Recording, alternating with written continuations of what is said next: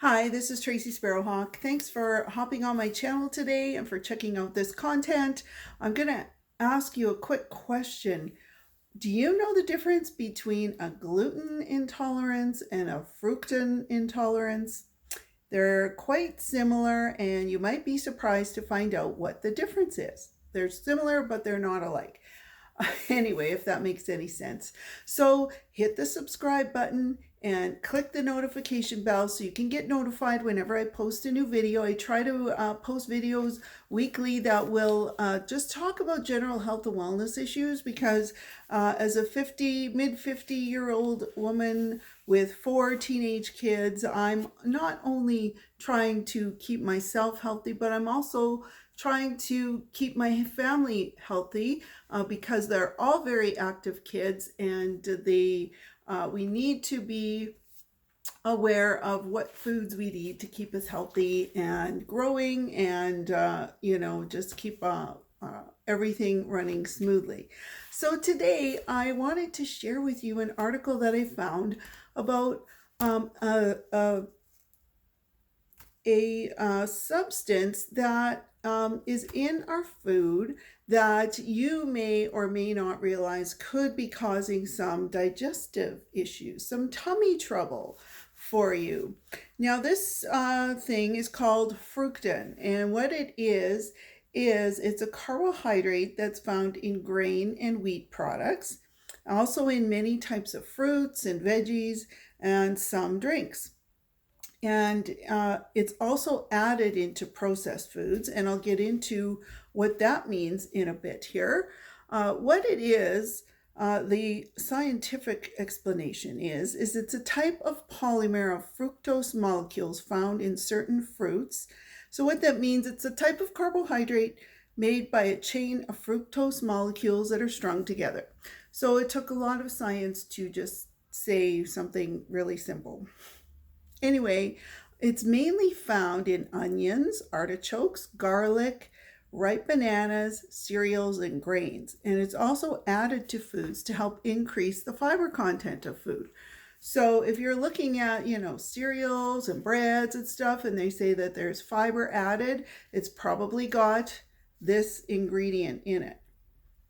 Now, what happens is it can't be digested in our digestive system because we don't have a fructan digestive enzyme. And then what happens there is that they're fermented by the beneficial bacteria in our gut. So that's another reason that you want to make sure that you're treating your gut really well with a good probiotic, prebiotic, probiotic, and digestive enzymes, because if you don't have good healthy gut bacteria, and you're eating these types of foods, you're probably experiencing a lot of the symptoms that I'm going to go through. And maybe you think that you're actually intolerant to gluten, but it could be the fructans that are causing the problem. So fructans are also found in inulin fibers, which are soluble plant fibers in the chicory plant and in about 36,000 other plants. So chicory is like a really popular plant. It's in a lot of different drinks and food. And chicory is added to food to increase the fiber content.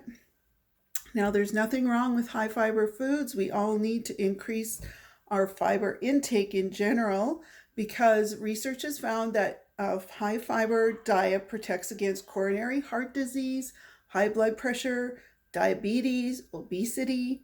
It promotes regularity and it prevents constipation.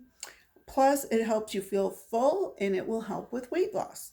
So, it will also help improve the gut microbiome health to enhance immunity and reduce inflammation. And inflammation is very prevalent today in a lot of different diseases and syndromes that people are suffering with. So we need to decrease the inflammation in our body so that it can function properly and we get rid of aches and pains in our muscles and joints. Now, with the fructan, most people can tolerate them okay, but you might be one who you have bloating, diarrhea, pain, and constipation. So that means that you have a bit of a fructan intolerance. Um, Now, you don't want to confuse this with fructose because fructose is found in fruits, fruit juices, agave nectar, honey, molasses, table sugar, and high fructose corn syrup. And that's a different kind of carbohydrate. And gluten actually a protein that's found in cereals, grains, and wheat. So that's why you might be thinking that your tummy troubles are caused by a gluten intolerance. Well, if you're eating some of the other foods that I'm going to share with you, like the onions and the artichokes, and you're eating those foods to be healthier, which, those are good food choices, but you may find that you're still having these tummy troubles even when you're not eating gluten. It could be the fructans that are causing the problem because the symptoms are very similar. Now, some of the signs of a fructan intolerance, it's difficult to recognize and manage, but it's more common than you think, and symptoms may include, like I said before, gas, bloating, stomach pain, constipation, diarrhea, abdominal discomfort, nausea, and cramps. And so I was experiencing some of these things. So I took a little bit of a look at my diet, and some of the things on the list of foods that are very high in fructans, I was eating some of those. So I have to change things up a bit. So some of the foods that you want to avoid are breads and grains like barley, rye, wheat, and spelt. So barley has the highest fructan content. In the vegetable category, there's artichokes, Brussels sprouts, cabbage, fennel, garlic, leeks, onion, peas, and shallots. Now, Brussels sprouts and shallots are the highest fructan vegetables in that category. Now, in the fruit category, we've got grapefruit, nectarine, persimmon fruit, ripe bananas. And when I say ripe bananas, I mean, when they've got brown spots on the peel. That's, I guess, the fructans are coming out more as the bananas are ripening. Watermelon and white peaches. So watermelon and persimmon fruit are quite high in fructans in that category. And in the nuts and seeds category, we've got almonds, cashews, and pistachios. Other sources of fructans are instant coffee. And of course, I drink instant coffee because my husband and I, we each like 1 cup of coffee in the morning before we head off to work, but we don't